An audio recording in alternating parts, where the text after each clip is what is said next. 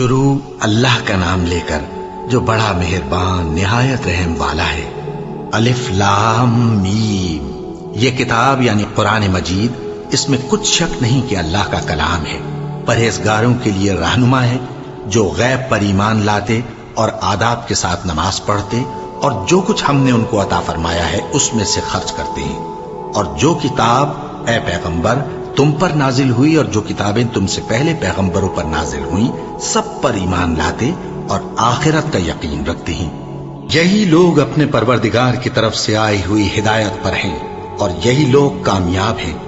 جو لوگ کافر ہیں انہیں تم نصیحت کرو یا نہ کرو ان کے لیے برابر ہے، وہ ایمان نہیں لانے کے۔ اللہ نے ان کے دلوں اور کانوں پر مہر لگا رکھی ہے اور ان کی آنکھوں پر پردہ پڑا ہوا ہے اور ان کے لیے بڑا عذاب تیار ہے۔ اور بعض لوگ ایسے ہیں جو کہتے ہیں کہ ہم اللہ پر اور روز آخر پر ایمان رکھتے ہیں، حالانکہ وہ ایمان نہیں رکھتے۔ یہ اپنے خیال میں اللہ کو اور مومنوں کو دھوکہ دیتے ہیں، مگر حقیقت میں اپنے سوا کسی کو دھوکہ نہیں دیتے اور اس سے بے خبر ہیں۔ ان کے دلوں میں کفر کا مرض تھا، اللہ نے ان کا مرض اور زیادہ کر دیا اور ان کے جھوٹ بولنے کے سبب ان کو دکھ دینے والا عذاب ہوگا۔ اور جب ان سے کہا جاتا ہے کہ زمین میں فساد نہ ڈالو تو کہتے ہیں کہ ہم تو اصلاح کرنے والے ہیں۔ دیکھو یہ بلا شبہ مفسد ہیں لیکن خبر نہیں رکھتے۔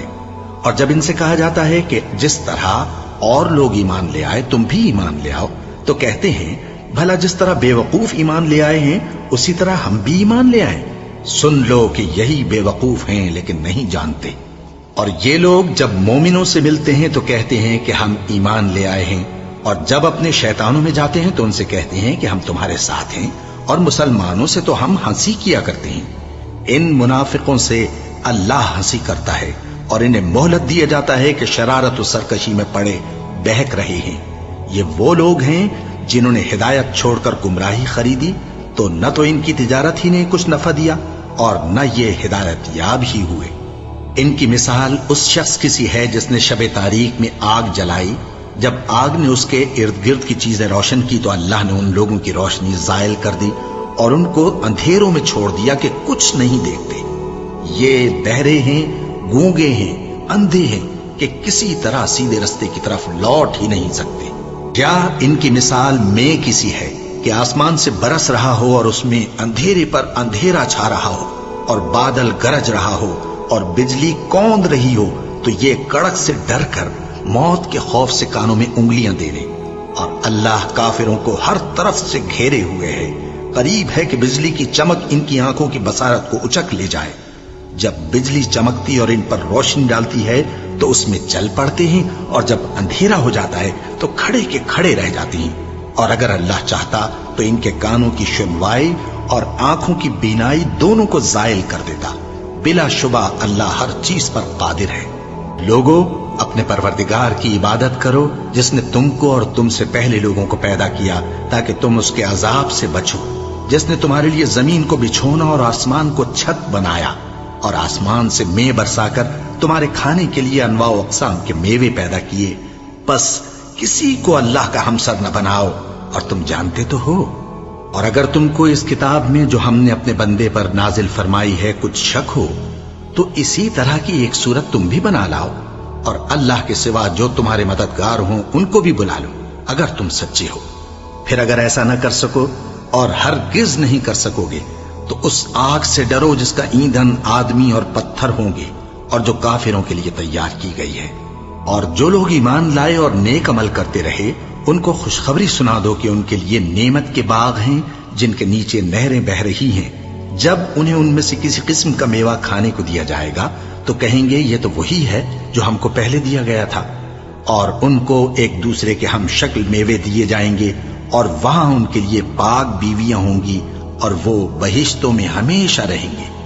اللہ اس بات سے آر نہیں کرتا کہ مچھر یا اس سے بڑھ کر کسی چیز مثلا مکھی، مکڑی وغیرہ کی مثال بیان فرمائے۔ اب جو مومن ہیں وہ یقین کرتے ہیں کہ وہ ان کے پروردگار کی طرف سے سچ ہے، اور جو کافر ہیں وہ کہتے ہیں کہ اس مثال سے اللہ کی مراد ہی کیا ہے۔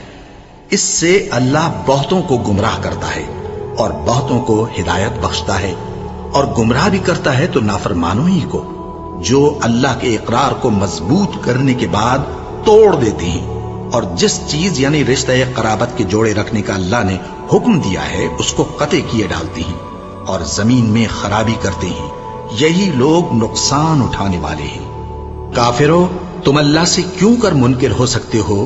جس حال میں کہ تم بے جان تھے تو اس نے تم کو جان بخشی، پھر وہی تم کو مارتا ہے، پھر وہی تم کو زندہ کرے گا، پھر تم اسی کی طرف لوٹائے جاؤ گے۔ وہی تو ہے جس نے سب چیزیں جو زمین میں ہیں تمہارے لیے پیدا کی، پھر آسمانوں کی طرف متوجہ ہوا تو ان کو ٹھیک ٹھیک 7 آسمان بنا دیا، اور وہ ہر چیز سے خبردار ہے۔ اور وہ وقت یاد کرنے کے قابل ہے جب تمہارے پروردگار نے فرشتوں سے فرمایا کہ میں زمین میں اپنا نائب بنانے والا ہوں۔ انہوں نے کہا، کیا تو اس میں ایسے شخص کو نائب بنانا چاہتا ہے جو خرابیاں کرے اور کچھ تو خون کرتا پھرے؟ اور ہم تیری تعریف کے ساتھ تسبیح و تقدیس کرتے رہتے ہیں۔ فرمایا، میں وہ باتیں جانتا ہوں جو تم نہیں جانتے۔ اور اس نے آدم کو سب چیزوں کے نام سکھائے، پھر ان کو فرشتوں کے سامنے کیا اور فرمایا کہ اگر سچے ہو تو مجھے ان کے نام بتاؤ۔ انہوں نے کہا، تو پاک ہے، جتنا علم تو نے ہمیں بخشا ہے اس کے سوا ہمیں کچھ معلوم نہیں، بے شک تو دانا ہے، حکمت والا ہے۔ تب اللہ نے آدم کو حکم دیا کہ آدم، تم ان کو ان چیزوں کے نام بتاؤ۔ سو جب انہوں نے ان کو ان کے نام بتائے تو فرشتوں سے فرمایا، کیا میں نے تم سے نہیں کہا تھا کہ میں آسمانوں اور زمین کی سب پوشیدہ باتیں جانتا ہوں، اور جو تم ظاہر کرتے ہو اور جو پوشیدہ کرتے ہو سب مجھ کو معلوم ہے۔ اور جب ہم نے فرشتوں کو حکم دیا کہ آدم کے آگے سجدہ کرو تو وہ سب سجدے میں گر پڑے، مگر شیطان نے انکار کیا اور غرور میں آ کر کافر بن گیا۔